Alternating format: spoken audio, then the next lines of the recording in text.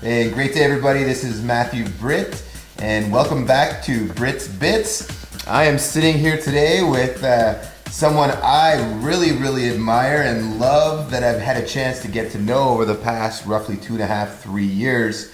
Good friend of mine, former NHL hockey player, 15-year NHL veteran, Mr. Brad Marsh. Thank you so much for being here today with me, Not Brad. a problem, Matt. Glad to be here. I love just getting to know you over the past 2.5 years and really having a chance to see inside your character as a leader, and hearing, for the 15 years Brad was in the NHL, he was either a captain or assistant captain with each team that he played on, and clearly a great leader on and off the ice. So we got some great stuff for you today. And first of all, Brad, why don't you just tell me a little bit about your sports background and your journey to become an entrepreneur?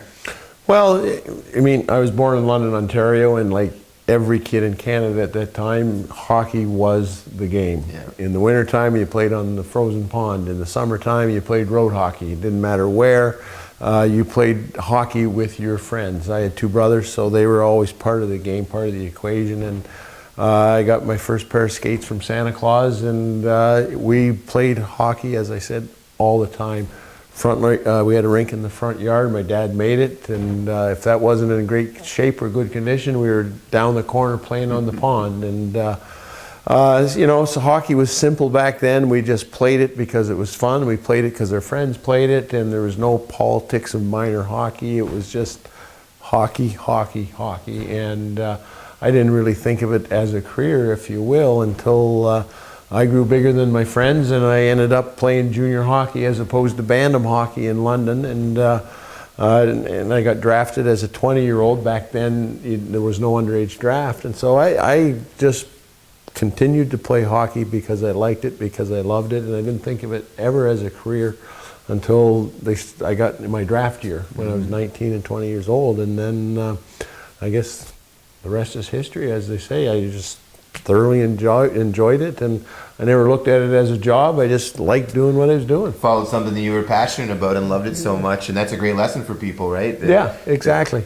When you do things you love, it never seems like work. Yeah, and so many people, and I mean, we all got in the business. I got in the business world when I retired, and my first job out of hockey that didn't require skates on was I was the director of team and business development for the Ottawa Senators, and it was a new opportunity of something new. I have basically no education, so everything was new for me, and I jumped at it, and it was exciting, and I enjoyed it. And then I got in the restaurant industry, and I was doing both jobs for quite a while, and then I just got into a rut like so many people unfortunately do, where one day turned into the next day, and it was the same as the previous day, and it turned into the next day, and it was the same as the previous day. And you kind of hit the nail on the head. When I was playing hockey, I was doing something that I loved, but when I got into the restaurant world, yes, I enjoyed it, and yes, I had good times and met a lot of great people, and I do have some memories, but it was an ugly end to my restaurant career. But the big thing is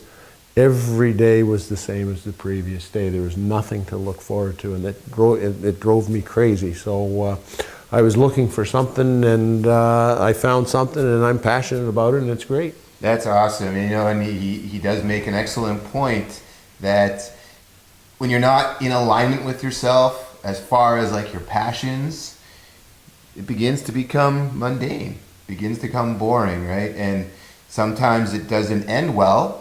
But I bet if we ask you, Brad, did you learn a lot from the not so great experience, just like you did the good experiences?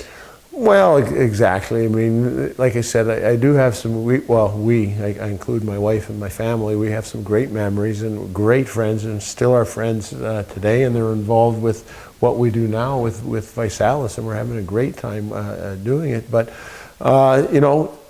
just because a person fails or a business fails, it doesn't mean you didn't work hard at it. And sometimes you have to work hard or harder at it to keep the doors open, which I did. And I had a lot of people pulling for me, a lot of people to thank along the way that helped me out.